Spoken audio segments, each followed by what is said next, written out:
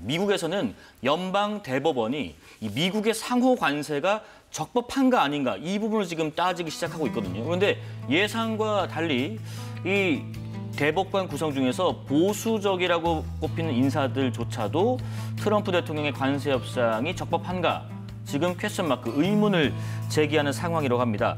지금 빠르면 연말까지 미 연방 대법원의 판결이 나올 거란 예상도 있는데 그렇다면 한국과의 관세 협상은 어떻게 되는 것인가? 이번에는 정 의원님 의견 먼저 좀 들어볼까요? 지금 연방 대법원의 네. 그 대법관 중에 보수적인 이념 정향을 가진 사람이 많다 그래서 트럼프 대통령이 상당히 낙관하고 있었거든요.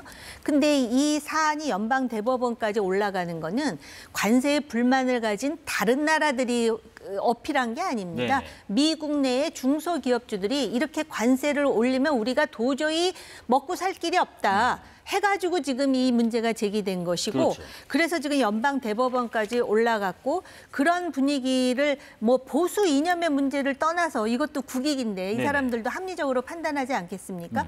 그렇다면은 만약에 대법원에서 트럼프가 기대하는 결과가 나오지 않는다면 관세 협상을 해서 합의를 한 많은 나라들이 있습니다. 우리나라를 포함해서 뭐 일본, 유럽연합 등등.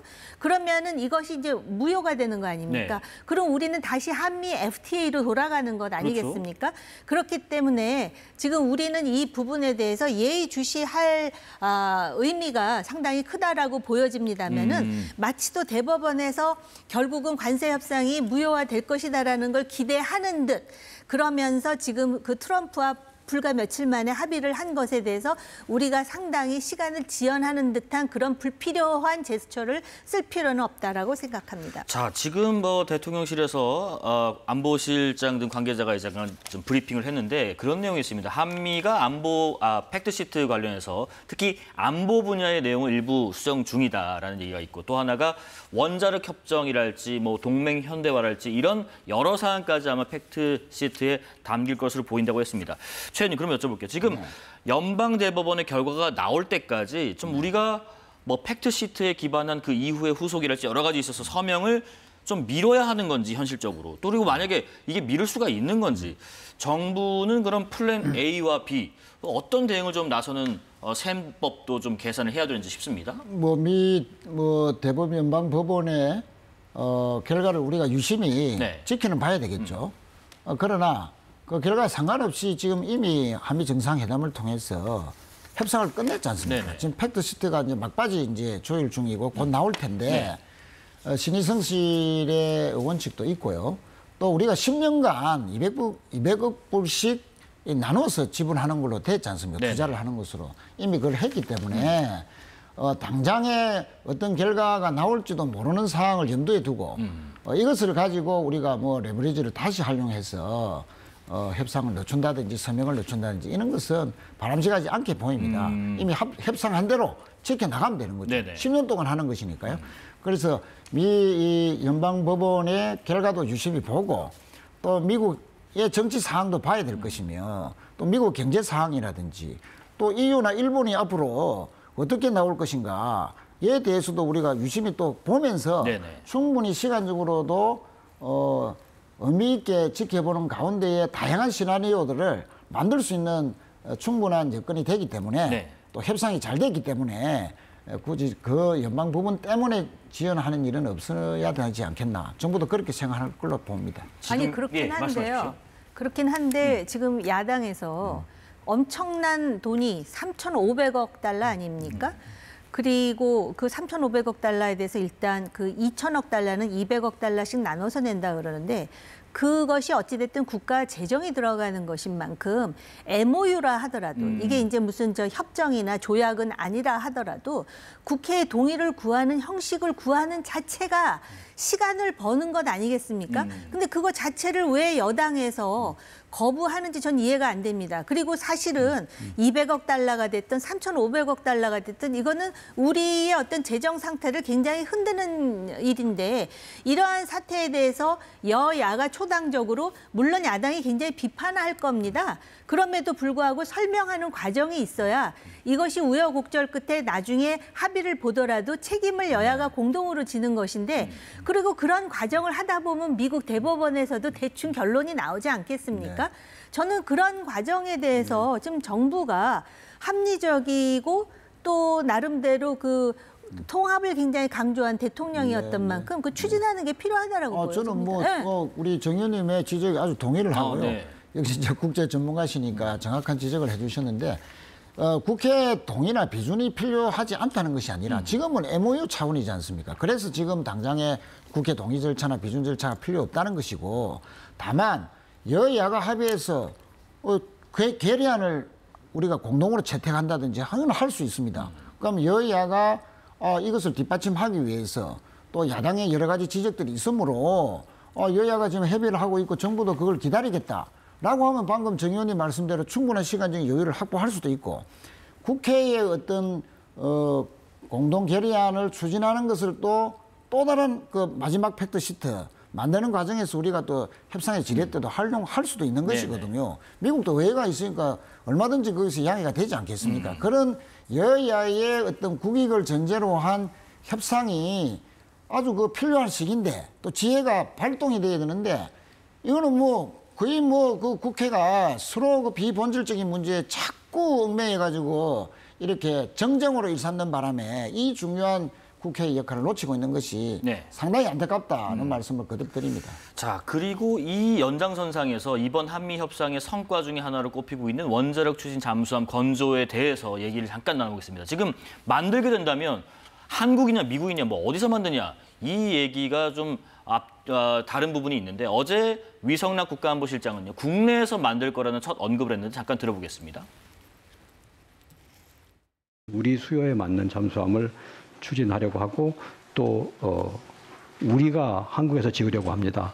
필리 조선소에 잠수함 시설을 투자한다는 것은 현실적이지 않을 거고 또 미국의 지금 말씀하신 대로 제너럴 다이내믹스 같은 데서 우리 잠수함을 지어달라고 하는 것도 현실적이지 않습니다.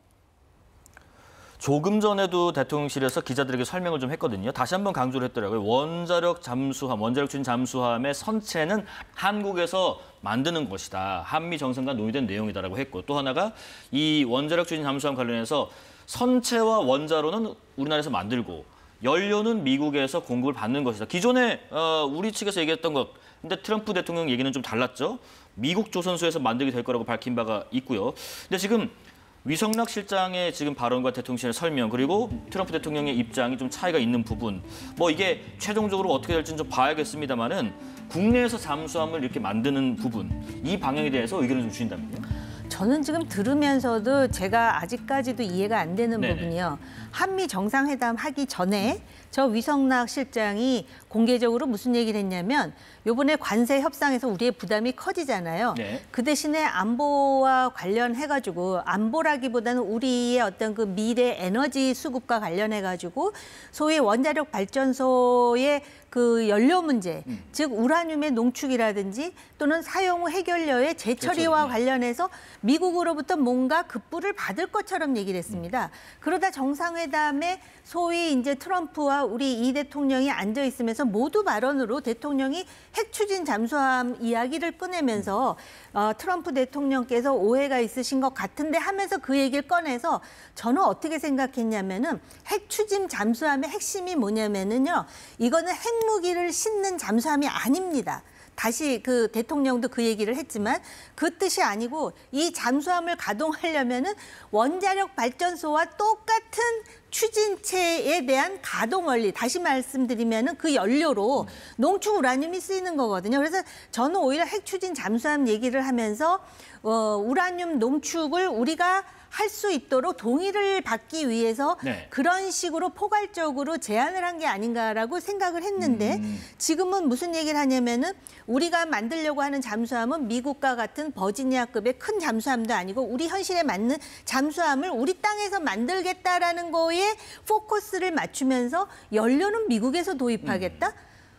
그래서 저는 그 부분도 좀 다시 확인이 필요할 것 같고요.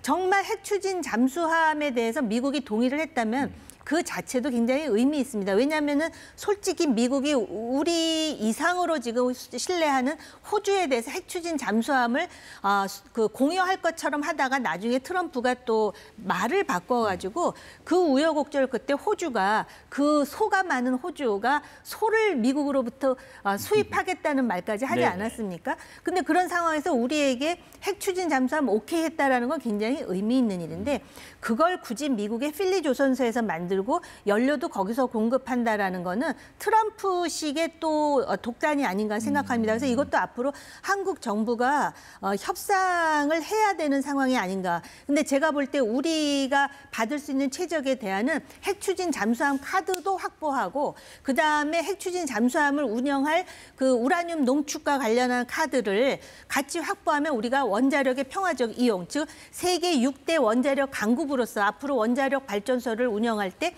연료와 관련해서 연료를 타국에 의존하는 그 상황으로부터 좀 더 자유로울 수 있다. 이걸 해야 이재명 외교가 성공하는 겁니다. 최 의원님 의견도 잠깐 듣고 말씀 이어갈게요. 그러니까 이 단순히 뭐 잠수함 하나 만든다 만다 이 개념이 아니라 뒤따르는 후속 조치들과 영향이 상당히 큰 사안입니다. 그렇습니다. 미국 내에서도 이게 한미 원자력 협정 문제만은 아니다. 네. 이 핵 원자력 추진 이 연료 문제는 군사적 영역이거든요. 그러면 경제적 영역에 속할 수 있는 평화적 이용과 관련된 한미 원자력 협정과는 별도의 법과 제도로 뒷받침이 돼야 된다. 과연 이제 트럼프 대통령이 이걸 숙지하고 그날 그 승인을 했느냐라는 문제가 있었죠. 네. 그 문제는 지금 미국 정부에서도 지금 검토를 하고 있는 것으로 알고 있고요.